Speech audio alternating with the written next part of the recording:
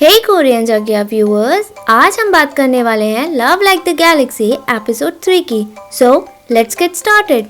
Liang Yufei report करता है लिंग बुई को कि जिसने मिस्टर डोंग को ब्राइब किया होता है वो शू जिनजोंग है। वो पूछता है कि अब मिस्टर डोंग का क्या करे। मिस्टर डोंग ने सब कुछ कन्फेस कर दिया होता है। लिंग बुई लियांग यूफे से कहता है कि हम मिस्टर डोंग को एग्जाइल कर देंगे। वो उसे अलाउ करता है कि मिस्टर डोंग अपनी फैमिली से आखिरी बार मिल सकता है, क्योंकि वो उसको पकड़ नहीं पाते अगर शाओशेंग उनकी हेल्प नहीं करती। लियांग यूफे सोचता है कि लिंग बुई का सॉफ्ट कॉर्नर है शाओशेंग की तरफ। वो कहता है कि वो मिस्टर डोंग को रिलीज कर देगा। यहाँ शाओशेंग हेयर पिन देख रही होती है। चिंग कॉन्ग बताती है कि उसकी माँ ने उसके लिए अच्छी अच्छी चीजें खरीदी हैं। तभी शाओ युआनी बुक्स के साथ आती है और वो शाओशेंग को बुक पिक करने को कहती है ताकि वो पढ़ सके। जैसे ही वो बुक पढ़ती है उसे समझ आ जाता है कि शाओशेंग को सिर्फ थोड़े से वर्ड्स पता हैं। चेंग शी ब्लेम करता है मैडम जी को क्योंकि उसने शाओशेंग को पढ़ने नहीं दिया। वो शाओशेंग को कंफर्ट कराता है कि शाओ युआनी उसे पढ़ना लिखना सिखा देगी। शाओशेंग कहती है कि मैडम जी को पूरा ब्लेम करना ठीक नहीं, उसे पढ़ना पसंद ही नहीं है। वो कहती है कि वो अपने फादर पर गई है। शाओ युआनी अपने हस्बैंड को देखती है और शाओशेंग को बताती है कि पढ़ाई की कोई उम्र नहीं होती। उसके फादर ने 30 साल की उम्र से पढ़ाई की और आज वो ढंग से पढ़ना लिखना जानते हैं। वो कहती है शाओशेंग को पढ़ने के लिए, बट चेंग शी अगेंस्ट होता है। वो रिमाइंड कराता है कि डोंग फैमिलीज आ रही हैं। वो शाओशेंग से तैयार होने के लिए कहता है। शाओशेंग तैयार होकर आती है। सभी एल्डर्स उसका वेट कर रहे होते हैं। मैडम जी शाओशेंग को डांटती हैं कि सभी एल्डर उसका वेट कर रहे हैं और वो तैयार होकर आई है। वो उसे कहती है कि उसने उसे यही सिखाया है क्या। शाओशेंग कहती है कि मैडम जी ने कहा था कि उसे डोंग फैमिली से मिलने की कोई जरूरत नहीं है। मैडम चेंग मैडम जी को डांटती है और कहती है कि शाओशेंग को डांटने की कोई जरूरत नहीं है। थर्ड लेडी यानी चेंग यांग आती है और वो सभी को अपना ग्रीटिंग्स देती है। मैडम जी ब्लेम करती हैं चेंग यांग को कि वो लेट कैसे हुई। तभी चेंग यांग एक्सप्लेन करती है कि उसके टीचर ने उसे बहुत सारे असाइनमेंट दिए होते हैं। मैडम जी अपनी बेटी यानी चेंग यांग की तारीफ करती है और शाओशेंग से कंपैरिजन करती है पढ़ाई को लेकर। शाओशेंग अपने पेरेंट्स को बताती है कि मैडम जी ने सिर्फ उसे हस्बैंड का नेम याद करने को कहा है और कहती है कि वो अपने माँ की तरह पढ़ाई लिखाई और मार्शल आर्ट में एक्सपर्ट ना ही बने तो ही अच्छा है। मैडम चेंग मैडम जी से कहती हैं कि शाओशेंग को मत डांटो। वो सोचती हैं कि शाओशेंग को भी एग्जाइल कर दिया जाएगा अगर वो नहीं पढ़ेगी तो, जैसे उसके भाई यानी मिस्टर डोंग को एग्जाइल कर दिया गया है।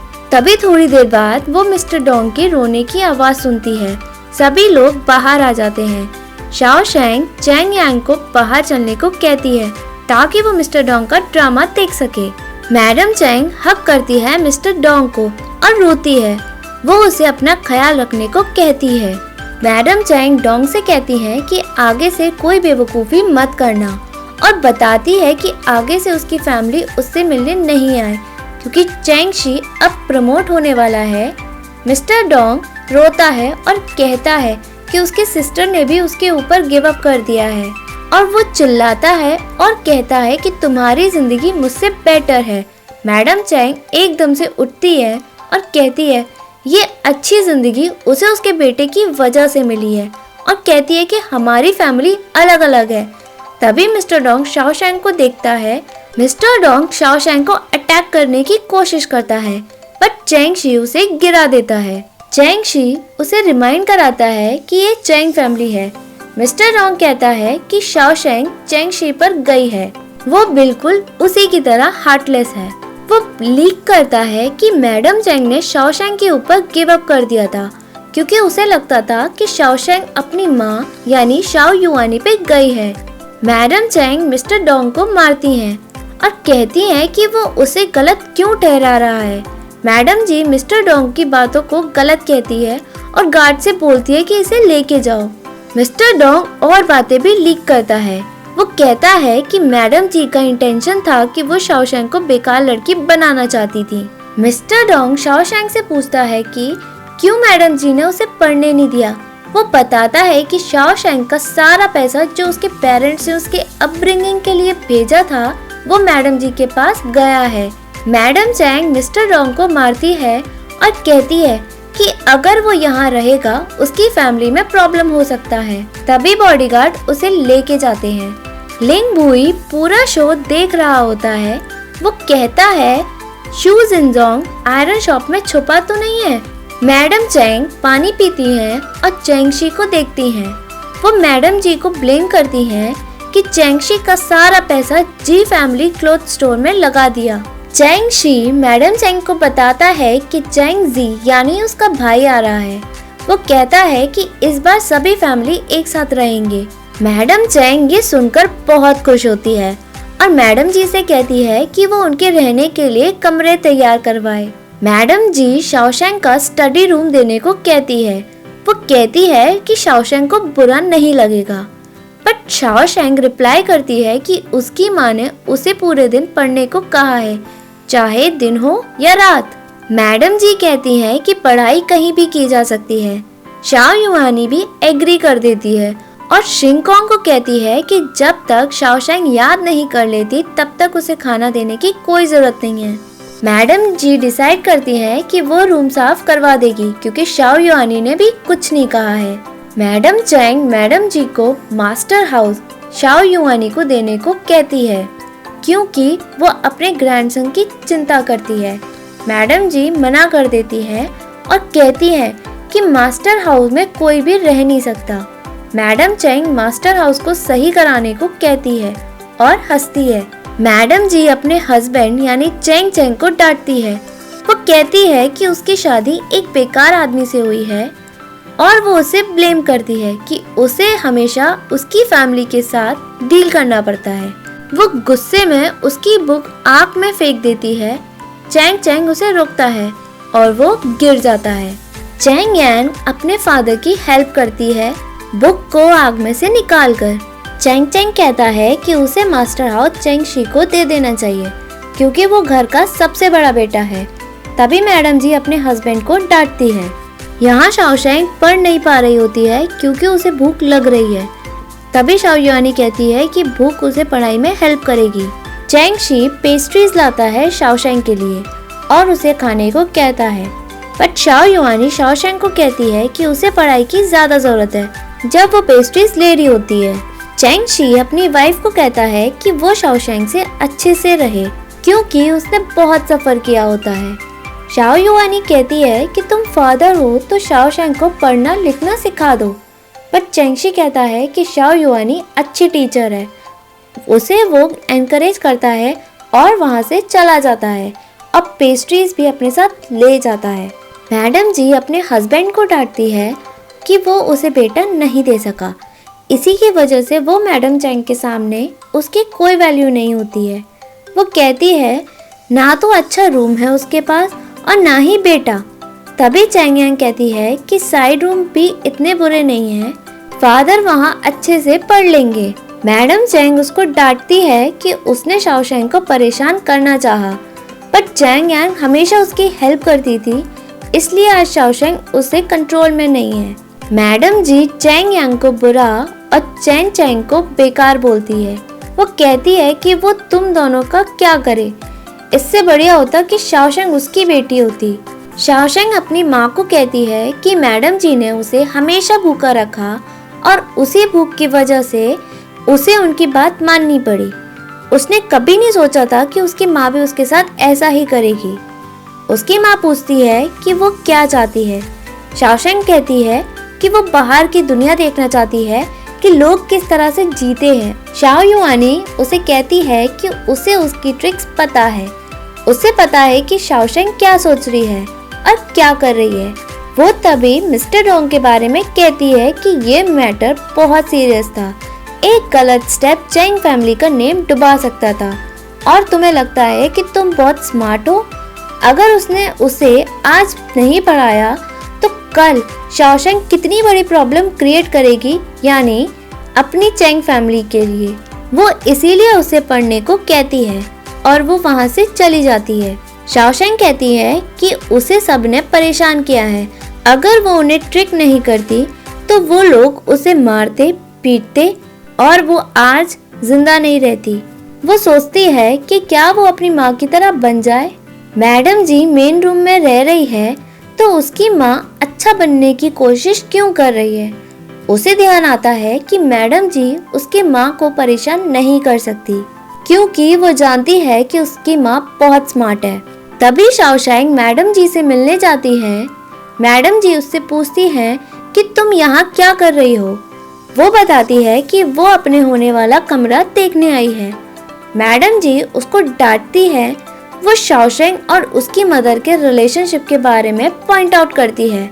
शाओशेंग उसे सजेस्ट करती है कि मैडम जी मेन रूम में रहना चाहेंगी, बट मैडम जी शाओशेंग की ट्रिक में फंस जाती है और वो उसे मैडम चेंग को ग्रैंडसन देने की बात कहती है।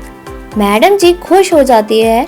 उसे लगता है कि शाओशेंग उसे बातों में फंसा रही है, बट शाओशेंग अपना और मदर का खराब रिलेशन को एक्सक्यूज बनाती है और वहाँ से चली जाती है।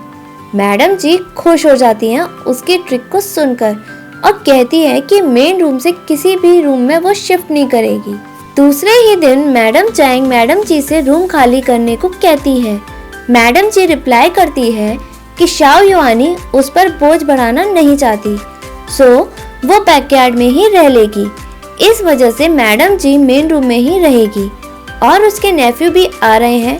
वो कैसे कमरे में एकदम से खाली कर दे। मैडम चैंग कहती है कि चैंग शी फैमिली का हेड है, तुम मेन रूम में रह चुकी हो, तुम क्या मजाक उड़वाना चाहती हो क्या? जो रूल्स है उसे सही से फॉलो करो। मैडम जी रिप्लाई करती है कि ऐसा नहीं है, उसने ओल्ड आईटी से पूछा है और उन्होंने ये सलाह दी है कि मेन रूम अच्छा है बेटे के लिए। जब शाओ युआनी मेन रूम में रही वो बहुत फर्टाइल थी, इसलिए उनके 3 लड़के हो गए। मैडम चैंग कहती है कि तुम इतने साल उस कमरे में रही, तुम्हारा अभी तक कोई लड़का क्यों नहीं हुआ? वो मानती है और कहती है कि वो शाओ युआनी की तरह बिल्कुल भी फर्टाइल नहीं है। वो एक सुपरस्टिशियस का बहाना लगाती है और मैडम चैंग उसे मेन रूम में ही रहने को कह देती है। तभी शाओ युआनी पॉइंट आउट करती है कि मैडम जी एक लड़का नहीं कर देती तब तक वो मेन रूम में ही रहेंगी क्या? मैडम जी हाँ कर देती है। After all grandson is more important. Madam ji कसम खाती हैं कि जब तक वो एक लड़का नहीं कर देती तब तक वो उस कमरे से बाहर नहीं निकलेगी। दोनों बाहर आ जाते हैं। मैडम जी मैडम चैंग को जिद्दी बोलती हैं और कहती हैं कि उनके लिए पोता ज्यादा जरूरी है और माफी मांगते हुए कहती है कि उन्हें बैकयार्ड में ही रहना पड़ेगा। शाओ युआनी रिप्लाई करती है कि तुम बाद में मत पछताना। मैडम जी कहती हैं कि हमने आपकी तारीफ बहुत सुनी है, आज देख भी लिया। हम जैसी औरतों को कभी कभी अपनी वीकनेस दिखानी पड़ती है। अगर आपने शाओशेंग को स्ट्रिक्टली डील नहीं किया होता तो ये आइडिया वो मुझे नहीं देती। इसी वजह से अब वो मेन रूम मेरा है। वो शाओशेंग के बारे में बोलती है और अपनी बेटी यांग यांग से कंपेयर करती है और चली जाती है। यहाँ शाओशेंग कुछ बना रही होती है, यानी वो पेन को मॉडिफाई करती है जिसमें वो 3 वर्ड्स विद 1 पेन लिख सकती है। वो लियांग को ट्राई करने को कहती है।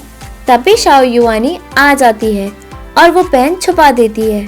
शाओ युआनी उसे कहती है कि तुमने सेकेंड आंट को मेन रूम में रहने के लिए कोई ट्रिक बताई है। शाओशेंग कहती है कि हम नए घर में शिफ्ट हो रहे हैं तो उन्हें मेन रूम में रहने दो। शाओ युआनी सरप्राइज हो जाती है और कहती है कि तुमको कैसे पता कि हम नए घर में शिफ्ट हो रहे हैं। शाओशेंग बताती है कि वो आपके नेचर को समझती है, आपने कुछ भी क्यों नहीं किया और आप वॉर को जीत कर भी आए हो। राजा जरूर कोई रिवॉर्ड देंगे। जिस दिन से आप घर आए हो अब तक तो वो आ जाना चाहिए। शाओ युआनी उसे फैमिली मैटर में पढ़ने के लिए मना करती है।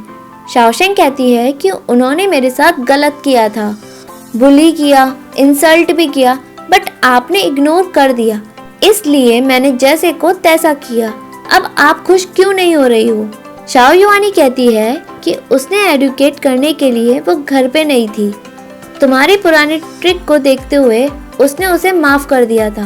ये आखिरी बार है, अगर अगली बार कोई भी ट्रिक की तो तुम्हें पनिशमेंट जरूर मिलेगी। वो उससे पेन मांगती है और शाओशैंग उसे दे देती है और शाओयुआन उसे पढ़ने को कहती है। फाइनली एम्परर की तरफ से एक डिक्री आई होती है चैंग फैमिली के लिए।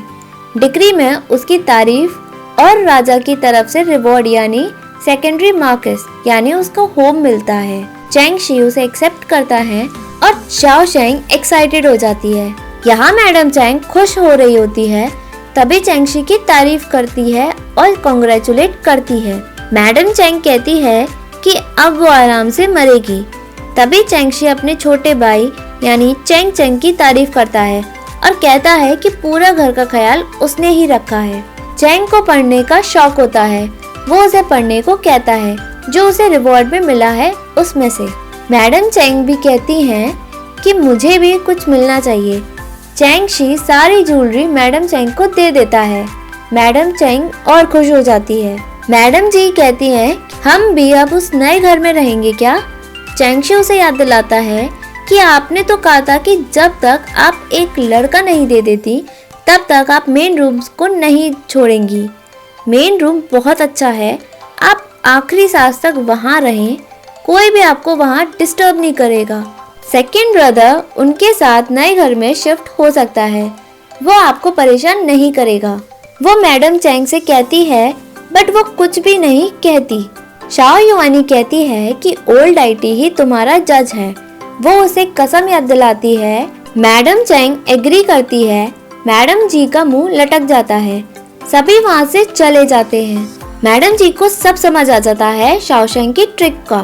तभी वो शाओशैंग गुस्से में चिल्लाते हुए कहती है और एपिसोड यही एंड हो जाता है। Hey viewers, if you like this video, please like, share and subscribe this channel. Thank you.